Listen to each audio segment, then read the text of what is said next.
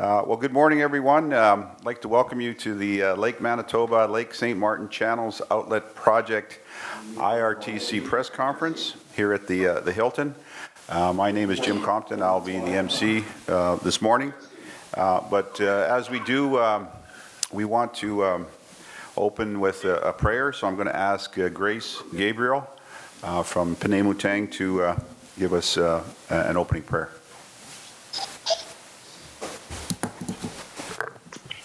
Good morning. Heavenly Father, I ask, Lord God, that you bless this press conference, Lord God, and everything that is meant to be accomplished will be accomplished, Lord, in the name of Jesus. And I ask you bless everyone that's in this place. Amen.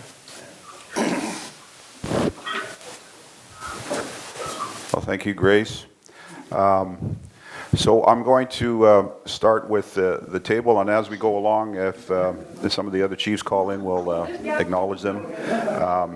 So we'll start with Kevin Hart on the other end there. Kevin Hart, Regional Chief for the Assembly of First Nations. I'm going to introduce David Travers. He's from. I'm just going to go with Jackhead, if that's okay. Jackhead First Nation, and then we're going to go over to Cornell McLean, the Chief of Lake Manitoba First Nation, and also the Chair of the Interlake Reserves Tribal Council.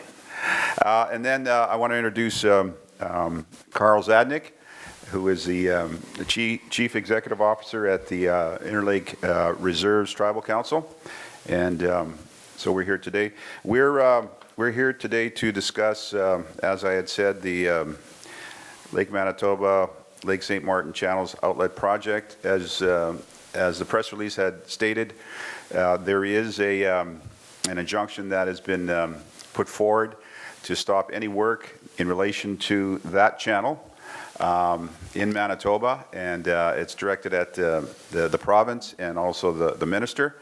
And so we're here to speak to that, and I'm just going to open it up to, I believe Carl would speak first, and then we'll go down the line.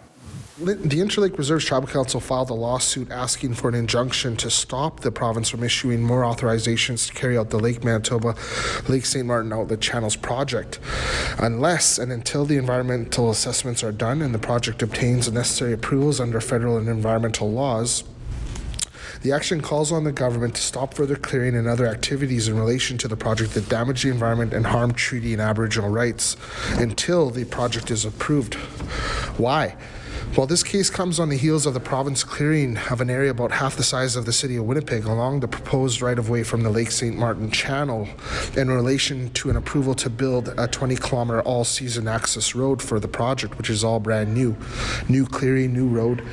The information, new disturbance. The information from the environmental assessment processes will determine the appropriate means of avoiding or mitigating those impacts on the environment and treaty rights. These avoidance and mitigation measures inform the details of any project authorization, including matters related to routing, how clearing is done, etc., to ensure impacts from the project are minimized. We have brought our concerns about the clearing and the access road to the government. Our communications have, for the most part, been ignored. The province left us with no choice but to involve the courts. We can't stand by and watch the province continue to harm our treaty rights like this when IRTC First Nations will bear the brunt of the impacts from the project. The negative impacts from the channels will fall mainly on our shoulders. Well, thank you, Carl. We're going to go over to Chief Cornell McLean. Good morning. Thank you, Jim.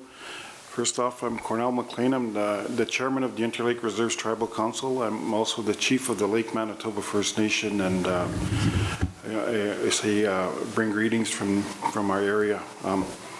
First off, all we've ever asked for was collaboration to work with this government. We want face-to-face consultations, meaningful consultation. We want them to accommodate us as well as the First Peoples of this country, and also our sovereignty. We want to be a part of the process, not be left out as we have been so far. We haven't been at any meetings or anything. It's taken them 6 months for the government of Manitoba to respond to a letter that we've requested a meeting. during the power outage, we had consultations, we've had discussions with Eileen Clark, who assured us that this was going to happen with her colleague Schuler, Minister Schuler. To date, nothing has happened. We hear a lot of things happening, contamination to our lakes. They're starting a feedlot in Moosehorn, which is going to contaminate Lake St. Martin. They're already saying it's a reservoir. In that case, it's not. It was a fishing industry for our community members from the surrounding areas. And as far as we know, they haven't been notified of that. The government has been buying up all sorts of fishing licenses, quotas, and that from our vulnerable people because we have no money, and that's their action. They should be putting those licenses back into the community, reproducing them with other owners, letting them have a chance to make a living as well. We've requested several meetings with the government. It just seems that nothing's going to happen here with this provincial government. As I said before, we're Manitobans as well, whether we live on First Nations land or not. When they're invading our territory, it's up to us to protect those lands.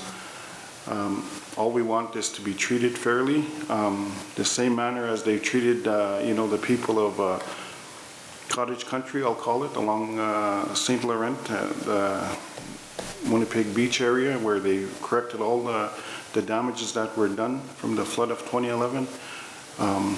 We just want to be a part of the process. So with that, I'll say miigwech. So we're going to go down to Kevin Hart, the Regional Chief of the Assembly First Nations, say a few words. Good morning, everybody. Obviously, during this difficult time, our prayers are extended to everybody out there, First Nations and non-First Nations people alike during this pandemic time. Of course, our hearts and minds are with the people who have lost loved ones in the past few weeks with different tragedies, including COVID-19. My name is Kevin Hart. I'm the Regional Chief for the Assembly of First Nations for Manitoba. I'm also the co-chair of the COVID-19 Task Force and the National Portfolio Holder for Emergency Management at the Assembly. What we're seeing right now is extraordinary circumstances when it comes to resource development and other essential services, including construction. What you see here from the Interlake Reserve Tribal Council chiefs and their First Nations respectfully is asking the provincial government to adequately consult with them, and that even during these pandemic times when essential services and other services are being cut down to a minimum, we want to ensure that these resource projects and other projects that are occurring not only here in this region but other regions across the country to ensure the safety of our First Nation citizens when it comes to people being transit coming in to travel to be at these workplaces, and etc. etc. You've seen the alarming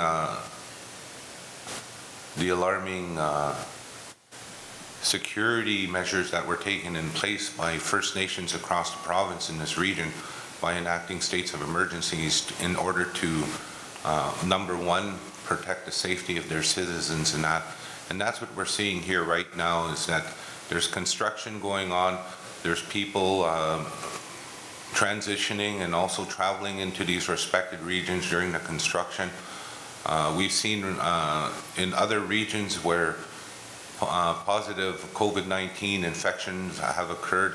You can see that at alarming rates of what's happening in northern Saskatchewan, as well as in Ontario in the outlying First Nations, where we've had positive results because of direct contact for people that have traveled through to these resource projects. So it's an alarming concern, not only at the national level, but for myself here as the Regional Chief here in Manitoba. I stand in solidarity with the chiefs from the Interlake Reserve Tribal Council at this time. The province of Manitoba has an obligation to consult the First Nations in an adequate fashion. There's resolutions that support also the halting of these projects during this pandemic time, and that governments should be listening to the First Nations as they're the rightful title holders to the land and water, and that respectfully they have said that this has a direct impact not only on the on hunting, but also especially the fishing industry. We have a lot of commercial fishermen in the Interlake area that rely on that as a way of means of life. So, you know, they're being directly impacted by the biological as well as the hydrological effects that are occurring right now with the outlet channel and the construction there, without no construction or without no consultation with the First Nations, respectfully. So thank you. Thank you, Kevin. I notice we have a couple of reporters online. I'm going to ask, is that Dylan? Dylan Robertson? Hi, Dylan from the Free Press, and there's also Brittany from APTN in the Zoom. Okay, so go ahead. Do you have any questions for our panel? Sure. So I just wanted to know the date that you filed the injunction, as well as when you're expecting to get a response. Yeah, so the injunction was filed April 27th on the statement of claim. And so with this injunction, we filed it because the government was continuing to disregard our rights, disregard our concerns, disregard our protocols. So with that, they left us no options but to go the injunction route. So with the statement of claim, it's all public for the public to see. You can see all the issues, all the concerns in that statement of claim. And so we're just looking after the rights of our people collectively. You know, ancestrally wise, we are Soto, Ojibwe, Chippewa tribe of Manitoba. You know, our land and territory exceeds not only to Sault Ste. Marie all the way to Alberta historically, but pre-contact. But for Manitoba and our nation, we're just really concerned that this project is not only infringing on their rights, our rights as land users, but also just with regards to our traditional way of living. So hope that answers your question. Good stuff. And I know that you guys had tried through the courts before to escalate the project and get the federal regulator to rank it as needing more attention than what it's got now. I know that was unsuccessful. I'm just wondering, you know, what gives you hope that this injunction at the provincial level will also lead to them, you know, stopping construction? You know, with the judicial review we filed in the past, that was to determine why the federal minister made the decision he made. Those things typically go 50-50, could go either way. But again, with the past records that we have in our consultation logs, we have continued record after record showing the disregard for the chiefs, for the land users, for even studies we filed. There's a Golder report that was filed 2 years ago. The province has that. They have the information of all the different interests of the land, from hunting to fishing, spots picked out on their actual own map. And so they disregarded that, and they went and cleared 23 kilometers back in March last year. I was out there hunting, and I seen the plow. I seen all those pictures. You see right there? That's all the illegal activity they did. The province issued their own permit to do their own work. That is a conflict of interest. The federal government should be stepping up to this, but they're not. I hope that answers your question. So I think we have a good case going forward. Right, and I just wanted to ask the two chiefs as well about the communication from the province so far. So, you know, the record of communication that the province uses, they're saying that they've had 7 meetings as of February with Lake Manitoba, and with Kinonjeoshtegon that there's been about 3 meetings as of February. I know a meeting is different from consultation, but I'm just wondering if you could walk me through what are these meetings and conversations like, and can you just sort of illustrate why they're not meeting the standard that you guys are expecting? So we had the government officials in Lake Manitoba. I'm not sure of the date, but they were there for a part of their consultation process. None of my members had shown up. One of my community members had shown up. Me and my council did show up. The guy from Firelight was there, who did the traditional land use study for Lake Manitoba. Was there, but he wasn't there to be a part of this consultation. So I did approach Stantec representative, and I did tell him that because none of my members were here, we weren't going to meet today. And, you know, it's unfortunate some people, you know, have some kind of ignorance on how First Nations people live. He made a comment, oh, because it's check day in the community. Well, it wasn't check day, it was payday for my people. You know, we do work. We do, you know, pay our way in society as well. So, you know, we did forward that complaint to Minister Clark on some of the people that they do send to Lake Manitoba and that how rude and ignorant they are. But we didn't have that meeting that day, and it was noted. And, you know, he apologized for making that comment, but the comment was still made. You know, I guess that's how we're perceived, is when we get, you know, money for working, it's check day. So, but the person that received that check that day wasn't check day, it was payday for him. So just to clarify that part. But we did not meet with them that day. We did tell them that, you know, we apologize that our members weren't there. It was too short of notice. We did tell them that. We needed more notice to have a meeting with the community, to have a community, our membership attend to that consultation meeting, was what they called it. I didn't call it that, but so at the end of the day, there was no meeting because we didn't have enough notice. But I'll just say in my colleague's defense here to Chief Travers, I did tell Chief Travers about what was going on that day, and they were headed to his community next for a meeting as well. Thank you. And sorry, just to extend on that, I'm just wondering, like, when the province says that we've spoken, I'm just wondering what you guys have to say to that. I guess, you know, I could elaborate on that. If they say that they've sent emails and text messages and phone calls, I wasn't the chief of the day, I guess, when they did send that stuff. But, you know, for the last 6 years, I've been speaking with the province, you know, telling them who's in power. It doesn't matter if it's A, B, or C. You all come from the same alphabet. Whether it's the NDP government, we had a deal on the table with the NDP government at the time when I first was elected as chief of Lake Manitoba. We had a memorandum of understanding, which would have, you know, we wouldn't be here today if they followed through with that suit. But the PC government came in just after that, and then all of a sudden everything was gone. Everything went to shambles. They decided, well, this memorandum doesn't have nothing to do with today's government. We're the government. We're going to start this process over again. And it never ever started. It just, you know, all words, all lip service from this government so far. We did do some work for the government. You know, we have a company that we were involved with. We were successful in, you know, in attaining a contract. We did the work. We hired all First Nations people. All went from laborers to operators and could hang their head up high. They didn't have to live on a $220 a month check.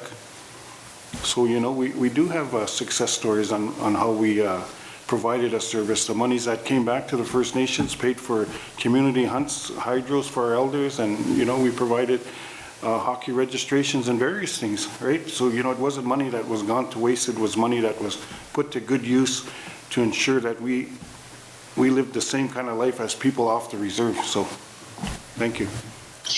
Hi, Brittany here from APTN. Can you hear me okay? Yes. Loud and clear.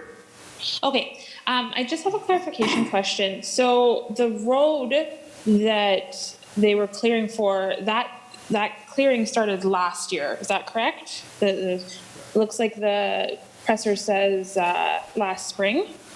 Hi, Brittany. Welcome. Yes, you're correct. So the clearing on the access road, the new access road, started last year. This past spring, we went to that actually access point where that road is. And so it's a brand new swath of land that was cleared. The disturbance that was impacted on the land was pretty huge, like the devastation, the deforestation, but also just the ugly cleaning that they did. Like whoever the contractor was that was doing that work, or even the, you know, the KGS as the advisor and so forth. I think they did a real ugly job there. We have pictures that show you just, it was sloppy. Like you had trees knocked down over here, there. And I come from a background of pipeline. Like I've worked for Enbridge, helped them with some of their pipeline projects in out west. And the job that they do compared to this job, it looked like a very amateur contractor out there, and I'm not naming any names, I'm just saying that the type of work and the degree to consider the type of work, like you can see all those trees broken down there, just left there. Well, how can you hunt in that? How can you go medicine picking or even berry picking in that area that we know where those things are? So you look at that devastation there, and it just shows you a disregard, you know, and the approach from the top down, from the minister to his contractors, his preferred contractors, to us. It shows you that they don't regard our rights, our lands. They just come in, bulldoze right through us, bulldoze right through our consultation, bulldoze right through the chiefs and the communities. Well, bulldoze right through our lands, and don't even apologize for it. Yeah. Thank you. Thank you for that clarification. And so you guys were just notified of that this past spring, right? Is that? Yes, that's correct. This was this past spring in February, I believe January. We went for a ride up there. So yeah, those pictures are from January. Okay, and then so one more question on that. I guess then this injunction, what prompted you guys to do that now? So we've been actually working behind the scenes on this injunction for the past, I would say, 5 to 6 months. So our strategy was always to go this route. We confirmed it when we asked for a meeting with a minister in November of last year. Even prior to that, to the summer, had a meeting there. Again, seems that the meeting was meaningless. It was just to pad the record for their consultation record. However, the outcomes, the specific action items we requested were not acted on. You can see for the traditional knowledge land use study, the day that we asked for the funding to get these things done so that they can be included in the environmental impact statement, well, that's a year and a half. They finally funded these traditional knowledge land use studies last fall. I believe the check first came for communities was in December, just this 4 months ago. But a year and a half ago, these studies should have started, so that you would have had minimal disturbance, you would have had mitigation efforts towards the impacts on this project, either the access road or the channel. And so you see this continued track record of disregard for the people and the rights, the treaty rights of the communities and the land users. And you can see their approach into how they view consultation, that it's just lip service. So you guys have been calling for proper consultation for a while now, and the province keeps saying, well, they're doing it, they're meeting with you guys, but that is not proper consultation. So I guess for you, in your eyes, what would that proper consultation look like? You know, because it's a chief's question politically, I would like a chief to respond. So chairman will give you his idea on what consultation looks like. IRTC, we are a facilitator for them and their mechanism to support them as a provincial territorial government, you know, also known as the tribal council. So I would like to defer that question to my chairman, Cornell McLean. Thank you. I guess what we really want is to be able to sit down with government officials, whether it be the minister, deputy ministers, or associate ministers, sit down with my community, be a part of that process, tell them what the impacts are going to be of these channels, where they're going to be, you know, they have never told us where they're going to be going through. It's a word of mouth where, you know, from other communities, where these channels are going to be exactly going through, where they're going to making their cut. So all we want to know is what's the impacts of these cuts. Who, you know, we're not opposed to saving Manitobans, saving the city of Winnipeg. You know, Lake Manitoba was one of the very first communities flooded in 2011. You know, we have that dike. I ran into Greg Sillinger when he was the premier. How do you like that dike? Well, it's a permanent road, you know, and it's put together in an emergency. So, you know, like that's just some of the things there that we're dealing with in today's, you know, issues. But sit down with us, talk to us. We're good people. We're meaningful people. We're not trying not to get along with the government. We want to work in collaboration. I've said that all along, right from the get-go. Sit with us as the Interlake Tribal Council. Don't hold our feet to the fire where you're holding things up like comprehensive settlement agreements for other First Nation communities. Like, sit with us. Let's make it work. Let's hammer out anything. Like, you know, I'm sure the chiefs on the opposite side of number 6 highway want to hear the same thing from the provincial government. Like, you know, I know that the federal government knows that there hasn't been consultation, and whether we didn't get the decision on that environmental case, well, we do know that the federal government sees that we haven't been consulted as First Nations people. Yeah, I want to introduce Chief John Stagg of Dauphin River First Nation, and he would like to speak about the devastation that's happening in his community. Thank you there, Jim. I guess the impact we had for Dauphin River, like it's going on 10 years already. We've been evacuated over 8 years, and 75% of our road was flooded out, PR 513. You know, it was very, very devastating, and was very hurtful towards the people also.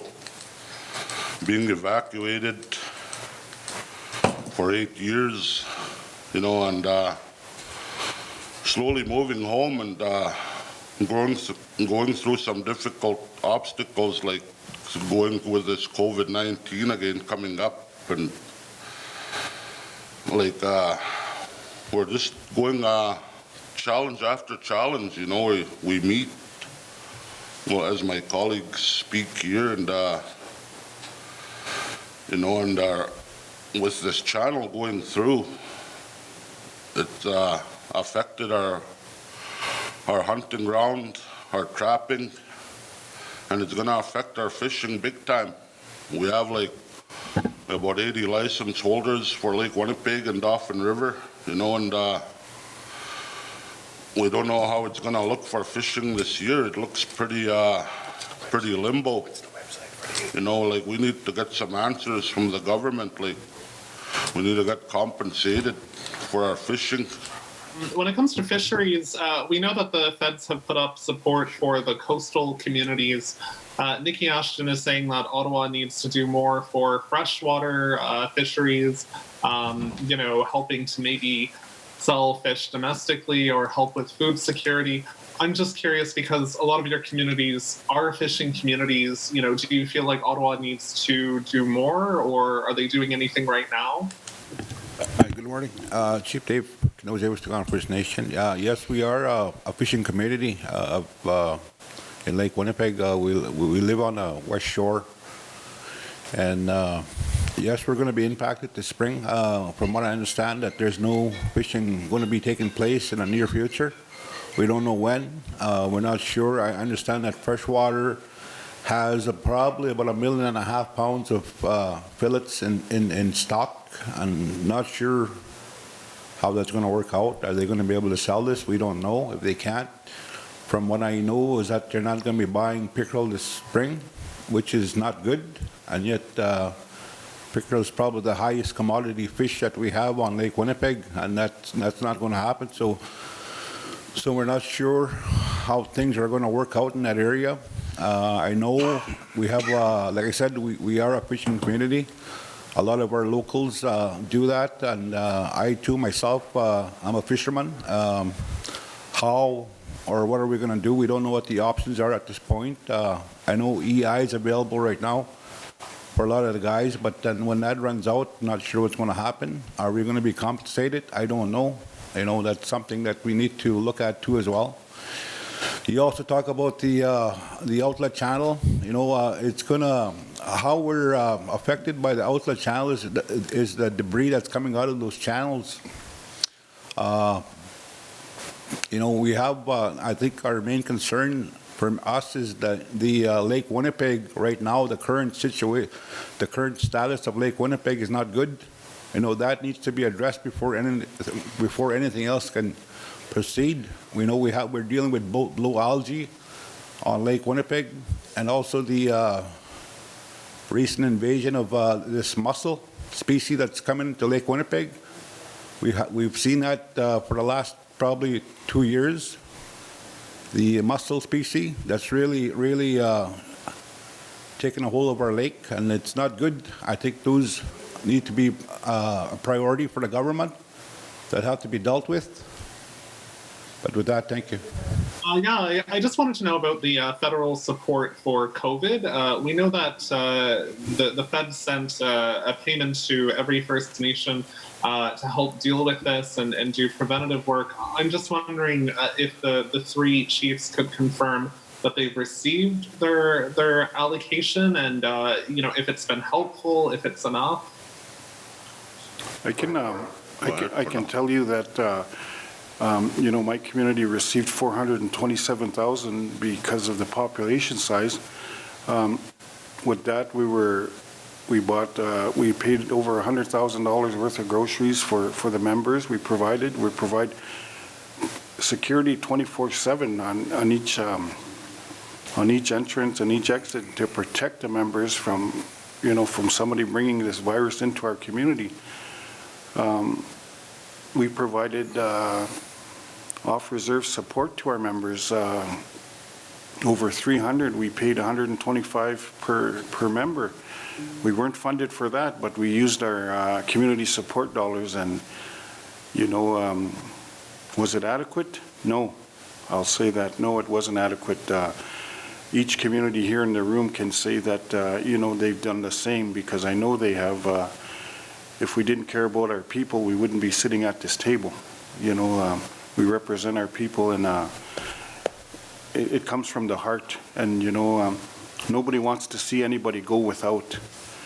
So we just need to, I guess, for our counterparts in Ottawa to hear that they offered an off-reserve proposal to be done for our members. That wasn't even, we weren't even looked at as a tribal council. And why offer it if you're not going to give it? Like, other organizations were given those dollars. I'm happy for them. I'm happy for the people that did receive the funding, but it could have came to IRTC. We would have done what we needed to do for our 8,000 plus members that we have off reserve. Thank you. The federal government has helped funding some of the coastal fisheries. We've had a call from Nikki Ashton to put up federal funding for some of the inland fisheries and do some sort of arrangement with freshwater fish to maybe market things domestically or basically just help economically support communities where, what they're selling is not really going anywhere right now because of the economic disruption. I'm just curious if that's impacting your communities and if you want the feds to do something with freshwater about that. Chief Dave, we are currently looking at a model. We've been talking with the Assembly Manitoba chiefs. There's a possibility that we might, the Assembly might purchase the freshwater market. At this point, we're still in the talks and see how it goes in the next few months, I guess. Good stuff. And on COVID, I just wanted to know, the feds have sent a payment to. The feds have sent a payment to every reserve, and I just wanted to know if you got the federal payment to help deal with COVID, and if it's been enough, if it's been helpful. No, it's not enough, but we did receive $161,000. We don't have a store in the community. We did purchase freezers, and we stockpile food, probably for about 4 months, 5 months. That's what we did. John, did you want to speak to that? Yeah, I guess regarding what we're doing in our community too, like regarding the COVID-19 is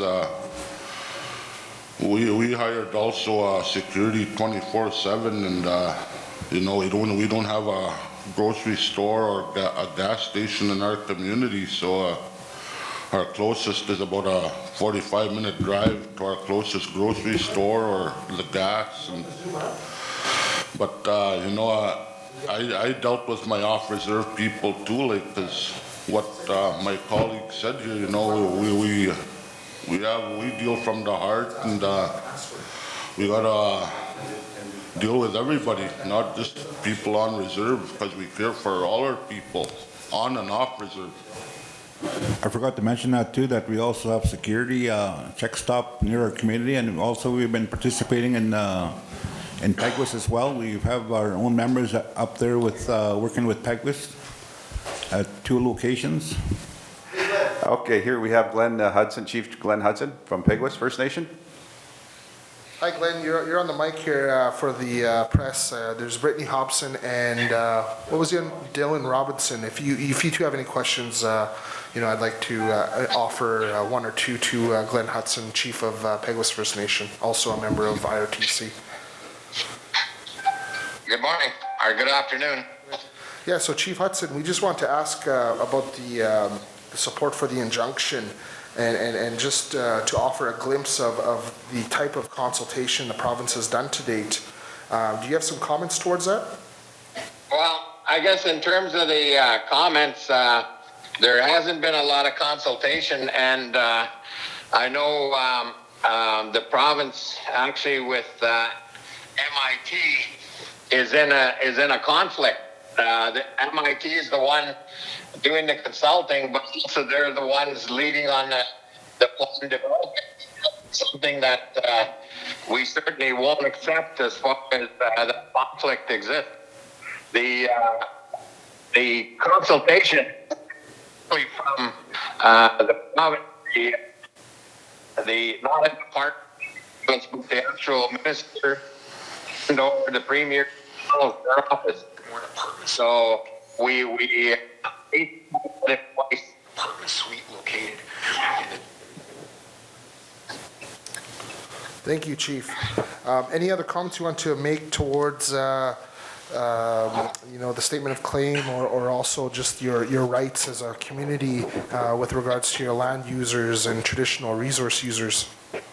Well, I guess in terms of the resource, we do have every right for hunting, fishing, and trapping in that area, and that's the purpose of the consultation.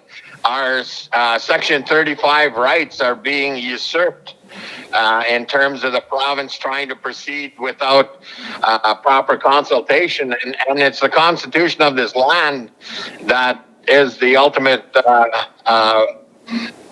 authority in terms of the documentation and the law of the land, and something the province, any province, cannot usurp as far as activities that they are looking to pursue. And also when it comes down to the land itself, we do have